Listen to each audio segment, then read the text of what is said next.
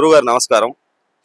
ఈసారి ఉత్సవాలు ఎలా జరగబోతుంది? ఈ సిస్టర్ ఏంటి, అసలు ఏర్పాటు ఎలా చేశారు? కాళీం మేఘ సమగృహాం త్రినేనాం వేతాళ కంఠస్థితాం ఖడ్గం కేట కకాల దారుక శిరః కృత్వా కరాగ్రేషు చ భూతక్రేత పిశాచ మాతృసహితాం ముండస్రజాలంకృతాం వందే దుష్టమసూరికాదికదాం సంహారిణి ఈశ్వరి శ్రీ మహాకాళీ నమః.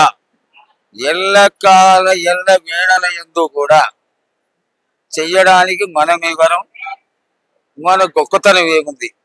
జగన్మాత భక్తుల హృదయాల్లో చేరి దేదీక్యమానంగా దినదిన కృవర్ధమానంగా అమ్మవారు ఈ యొక్క జాతరని చేయించుకోవడమే కాకుండా ఆనాటి నుండి కూడా ఒక మందులు గాని మాకులు గాని వీటి యొక్క సహాయ సహకారాలు గాని లేనటువంటి సమయంలో, వైద్య సహాయం లేనటువంటి సమయంలో 250 సంవత్సరాల క్రిందట జగన్మాత వ్యాధి నివారణార్థమై మసూచి, ఇతరమైనటువంటి వ్యాధులు, కలరా ఇట్లాంటి వ్యాధులన్నిటినీ నివారణ చేయడానికి ఆర్మీ గ్యారెళ్లతోటి, డోనీ గ్యారెళ్లతోటి, సురుటి అక్కయ్య గారి కుటుంబీకులు, వారి యొక్క అనుయాయులు, మిత్రులు అందరూ కలిసి జగన్మాతని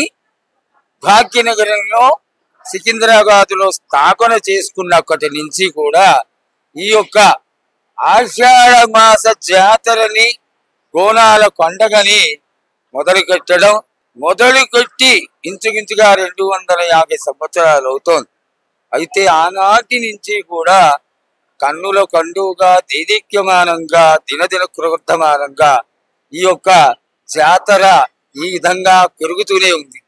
అయితే పూర్వకాలం ఏమిటి అంటే, అమ్మవారిని ఘట స్వరూపిణిగా ఎదుర్కొచ్చి 15 రోజులు గ్రామ సంచారం చేసిన తర్వాత 15వ రోజున అమ్మవారు తెల్లవారుజామున 4 గంటలకి ఈ నగర పెద్దలందరి సమక్షంలో మొట్టమొదట మంగళహారతితో అమ్మవారి దర్శనం ఇచ్చి 48 గంటలు కూడా అందరినీ బోనాలతో వచ్చే వాళ్ళని, ముత్తైదువులని లేదా అమ్మవారి భక్తులని అందరినీ కూడా ఆశీర్వదించడానికి ఆలయం తలుపులు 48 గంటలు తెరిచే ఉండేవి. కొన్ని వేల లక్షల కొబ్బరికాయలు అమ్మవారికి ఆహారంగా సమర్పిస్తూ, అలాగే ఆడవాళ్ళందరూ భక్తి శ్రద్ధలతో ముత్తైదువులుగా తమని ఆశీర్వదించమని అమ్మకి చక్కటి పాయసాన్ని వండి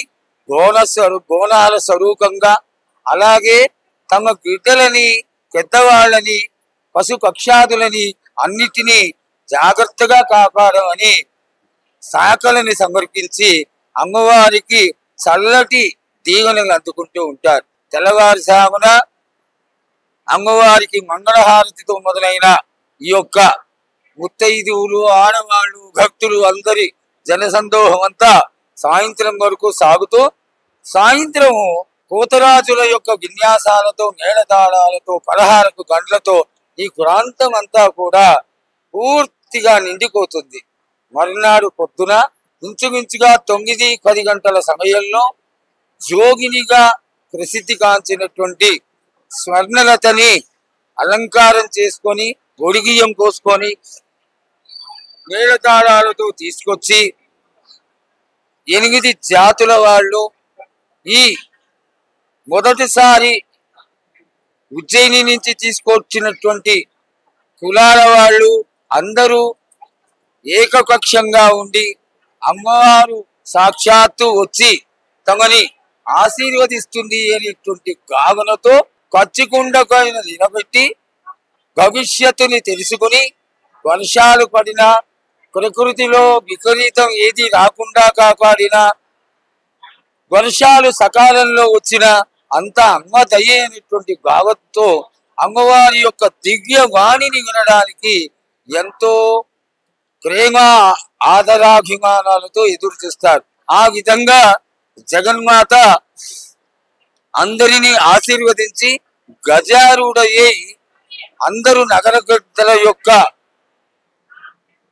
వీడుకోలుతో జగన్మాత సోమవారం మధ్యాహ్నం అత్తవారింటికి వెళ్ళిపోతుందని 16 రోజులు జరిగేటువంటి ఈ అద్భుతమైనటువంటి తెలంగాణ విశేషమైనటువంటి పండగ గోనాల జాతర లష్కర్ జాతరగా ప్రసిద్ధికెక్కడానికి కారణమైనటువంటి ఈ మహాకాళి అమ్మవారి దేవాలయమే మూల కారణం కాబట్టి జగన్మాత అందరినీ ఆశీర్వదించి అందరినీ తన యొక్క ఒడిలో చేర్చుకుని అందరినీ కాపాడుతుందని తెలియజేస్తూ హర నమ పార్వతీ హర హర మహాదేవ.